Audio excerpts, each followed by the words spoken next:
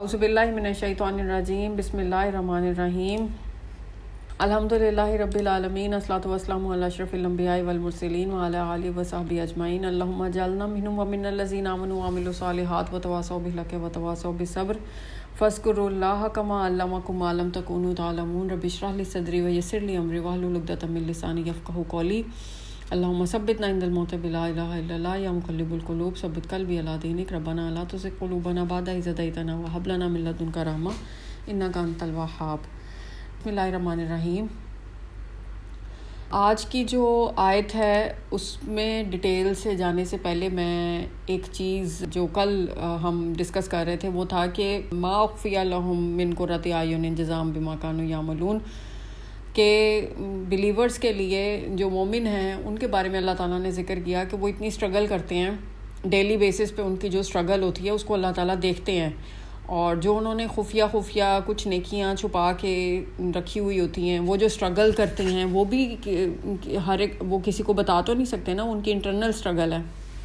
اگر وہ کسی گناہ سے بچنا چاہ رہے ہیں، کسی بھی چیز سے بچنا چاہ رہے ہیں، کسی بھی جیسے اگر میرے اندر کوئی خرابی ہے، کوئی میرے اندر کمی ہے، تو میں ڈیلی بیسس پہ اس کمی کو اوور کم کرنے کی کوشش کر رہی ہوں. پتہ نہیں میرے سے ہو پا رہی ہے نہیں ہو پا رہی، تو وہ کوشش بھی اللہ تعالیٰ جو ہے نا وہ نوٹس کرتے ہیں. اب اس میں نا ایک بڑی خوبصورت ایک حدیث قدسی ہے جس کا ذکر کل میں کرنا بھول گئی تھی.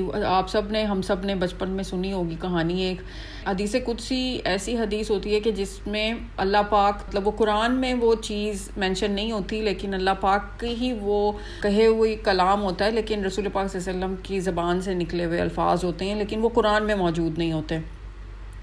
تو اسی طرح سے ایک واقعہ ہے جو کہ ہم سب نے بچپن میں پڑھا ہوا ہے. حدیث قدسی میں آتا ہے کہ 3 لوگ جو تھے وہ ایک رات کو سفر کر رہے تھے رات کو، اور اندھیری رات تھی، طوفانی بارش آ گئی، تو انہوں نے اپنے پناہ لینے کے لیے نا ایک غار میں چلے گئے. اب جب وہ غار میں گئے نا، جیسے ہی انٹر ہوئے تو ایک بہت بڑا پتھر آ کے نا غار کے منہ کے اوپر گر گیا. اب وہ اندر ٹریپ ہو گئے، اب نکل نہیں سکتے تھے، تو وہ بڑے پریشان ہوئے. بڑی کوشش کی انہوں نے اس پتھر کو ہٹانے کی، لیکن کوئی بھی اس کو ہٹا نہیں سکا. تینوں مل کر بھی کوشش کی، تینوں آدمیوں نے، لیکن وہ ہٹا نہیں سکے اس کو. تو پھر اس میں سے جو ایک تھا نا، اس نے کہا کہ ایسا کرتے ہیں کہ ہم اپنے کوئی بھی نیک اعمال، کوئی بھی نیکیاں، کوئی بھی ایسی چیز جو آپ نے خفیہ رکھی ہو آپ کے اور اللہ کے درمیان میں ہو، اس کی واسطے اللہ تعالیٰ سے دعا کرتے ہیں کہ یا اللہ اگر وہ نیکی آپ کو پسند آ گئی ہے نا، تو اس کے بدلے میں نا یہ جو مصیبت اس وقت ہم مشکل میں گرفتار ہیں، اس کو ہم سے نا دور کر دیں. ان سب نے نا 1 by 1 دعا کی. اس میں جو سب سے پہلا تھا آدمی، اس نے کہا کہ میں اپنے پیرنٹس کی بہت زیادہ خدمت کرتا تھا، گھر آتا تھا کام کر کے، تو جب بکری سے دودھ نکالتا تھا یا کوئی بھی جانور جس سے دودھ نکالتا تھا، تو سب سے پہلے میں اپنے پیرنٹس کو، ماں باپ کو دیتا تھا، اس کے بعد میں اپنے بچوں کو دیتا تھا. بچے حالانکہ رو رہے ہوتے تھے لیکن پھر بھی میں اپنے ماں باپ کو پہلے دیتا تھا. تو ایک دن ایسا ہوا کہ مجھے ذرا کام میں دیری ہوگی اور میں نہیں پہنچ سکا ٹائم پہ، تو میرے پیرنٹس جو تھے، میرے ماں باپ جو تھے، وہ سو گئے. اب میں وہ برتن لیے نا اپنے پیرنٹس کے سرہانے کھڑا رہا کہ وہ کب اٹھیں، وہ پئیں، تاکہ میں اپنے بچوں کو باقی جو ہے نا وہ دے سکوں. اور بچے بلکتے رہے، بھوک سے تڑپتے رہے، لیکن میں نے اس دن کھڑا رہا اسی انتظار میں کہ کب میرے جو پیرنٹس اٹھیں گے. وہ اٹھے اور انہوں نے پیا اپنا حصہ، اور باقی جو تھا نا جب وہ پی لیا تو پھر باقی میں نے اپنے بچوں کو دیا. تو پھر اس نے کہا کہ یا اللہ پاک، اگر میں نے آپ کے لیے یہ نیکی خالصتاً کی ہے، اگر آپ اس کو قبول کرتے ہیں نا، تو پھر اس سچویشن سے ہمیں نکال دیں. تو وہ جو پتھر تھا نا وہ تھوڑا سا سرکا.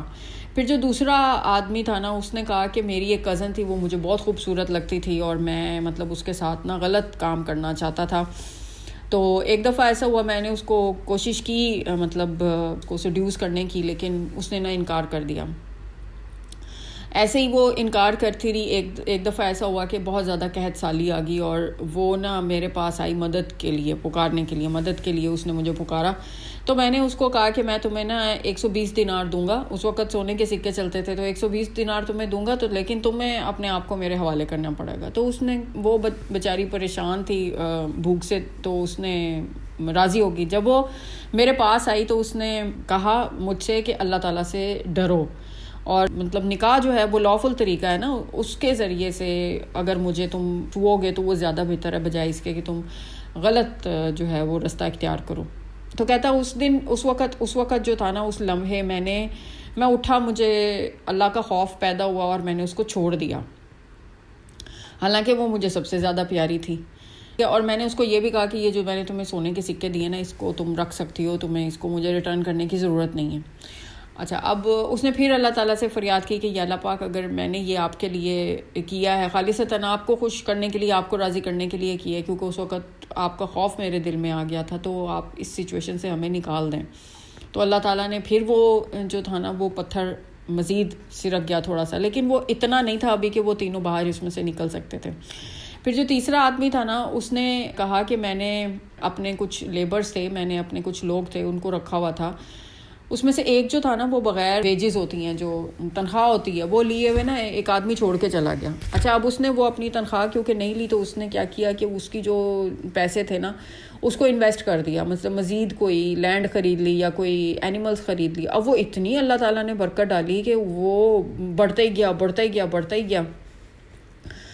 اب وہ بہت عرصے کے بعد نا وہ شخص واپس آیا, اور اس نے وہ جو چلا گیا تھا, وہ شخص اس کے پاس واپس آیا جس نے انویسٹ کر دیا تھا. اس کو کہا کہ میں بہت عرصے پہلے تمہارے پاس کام کرتا تھا, تو مجھے اب ضرورت ہے, تم کیا مجھے میری وہ جو تنخواہ بنتی ہے وہ دے سکتے ہو؟ تو اس نے کہا یہ جو تمہاری آنکھوں کے سامنے جتنا کچھ بھی جو تمہیں نظر آ رہا ہے نا, وہ سب تمہارا ہے. تو اس نے کہا کہ کیا تم میرا مذاق اڑا رہے ہو؟ تو اس نے کہا کہ نہیں, میں مذاق نہیں اڑا رہا, لیکن کیونکہ تم پیچھے چھوڑ گئے تھے تو میں نے اس کو انویسٹ کر دیا, اور وہ سارے کا سارا اب اتنا ملٹیپلائی ہو گیا. تو اس نے وہ سارا جتنا بھی تھا وہ سب اس شخص کو دے دیا, اور پھر اس نے اللہ تعالیٰ سے فریاد کی کہ یا اللہ پاک, یہ بھی میں نے آپ کے خوشنودی حاصل کرنے کے لیے کیا تھا, تو اگر اس کو آپ قبول کرتے ہیں تو یہ پتھر ہٹا دیں. تو پھر وہ پتھر پورے کا پورا ہٹ گیا, اور وہ اس میں سے نکل آئے. اب اس واقعے کو بتانے کا آپ کے ساتھ مقصد یہ ہے کہ بعض اوقات ہم بھی کسی ایسی سچویشن میں پھنسے ہوئے ہوتے ہیں کہ جہاں ہم اپنے آپ کو بڑا ٹائٹ اور بڑا مطلب اندھیرے میں, اور بالکل اپنے آپ کو ایسے لگتا ہے کہ جیسے اب اس سچویشن سے, اس جگہ سے نکلنے کا کوئی رستہ نہیں ہے. تو اس وقت اللہ تعالیٰ سے نا ضرور فریاد کیا کریں. کوئی اپنی ایسی نیکی جو آپ نے خفیہ کی ہو, اس کا واسطہ اللہ تعالیٰ کو ضرور دیا کریں کہ یا اللہ پاک, میں نے آپ کے لیے خالصتاً آپ کی رضا حاصل کرنے کے لیے یہ جو نیکی ہے وہ کی ہے, تو مجھے اس سچویشن سے نکال دیں. اور یہ ضرور سوچا کریں کہ اگر چوتھے آپ ہوتے, مطلب 3 لوگ تھے نا, چوتھے آپ یا میں ہوتی, تو کیا میرے پاس کوئی ایسی کوئی خفیہ, کوئی ایسی ہڈن, کوئی ایسی نیکی ہے کہ وہ پتھر ہٹ سکتا؟ تو اس سچویشن کو ضرور اپنے سامنے لے کر آیا کریں, اور ضرور کوئی نہ کوئی ایسی نیکی, کوئی ایسا خفیہ عمل ضرور کیا کریں جو آپ کے اور صرف اللہ تعالیٰ کے بیچ میں ہو, جو پبلک نہ ہو. اچھا جی, آج کی آیت شروع کرتے ہیں. بسم اللہ الرحمن الرحیم فلا تعلم نفس ما اخفی لهم من قرۃ اعین جزاء بما كانوا یعملون. بھلا ایسے ہو سکتا ہے کہ ایسے کو ممکن ہے کہ مومن اور فاسق برابر ہو جائیں؟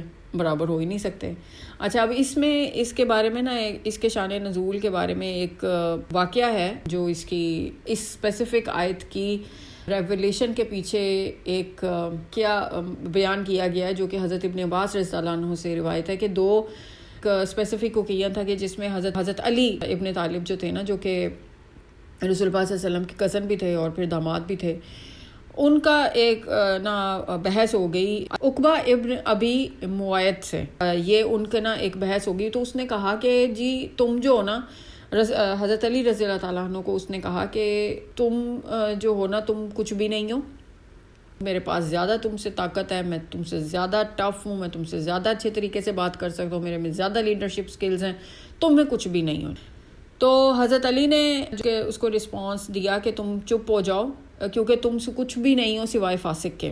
اسی کے رسپانس میں نا اللہ تعالیٰ نے پھر یہ آیت نازل کی, اور جس میں اللہ تعالیٰ نے کہا کہ ایسا کیسے ہو سکتا ہے کہ مومن اور فاسق اللہ کی نظر میں دونوں برابر کیسے ہو سکتے ہیں. اسی طرح سے سورہ الجاسیہ میں بھی آیت نمبر 21 میں اللہ تعالیٰ کہتے ہیں ہم حاسب الذین اجترحوا, ایسے کیسے ہو سکتا ہے کہ تم جو کہ برائی کرتے ہو ہم تمہیں ویسا بنا دیں کہ جو کہ نیکیاں کرتے ہیں اور جو کہ ایمان لے کر آتے ہیں. ایسے تو نہیں ہو سکتا تم ان کی زندگی میں اور ان کی موت میں برابر ہو جاؤ. اور اسی طرح سے سورہ صاد میں ام تجعل الذین آمنوا وعملوا الصالحات کالمفسدین فی الارض ام تجعل المتقین کالفجار. ایسا کیسے ہو سکتا ہے کہ ہم برابر کا سلوک کریں ان لوگوں کے ساتھ جو کہ نیکیاں کرتے ہیں اور وہ جو کہ کرپشن پھیلاتے ہیں, مفسدین ہیں جو کہ فساد پھیلاتے ہیں دنیا میں, یا پھر اس طریقے سے سملر ٹریٹمنٹ کریں ان لوگوں کا کہ جو کہ اللہ تعالیٰ کے متقین ہیں ان لوگوں کے ساتھ جو کہ فاسق ہیں.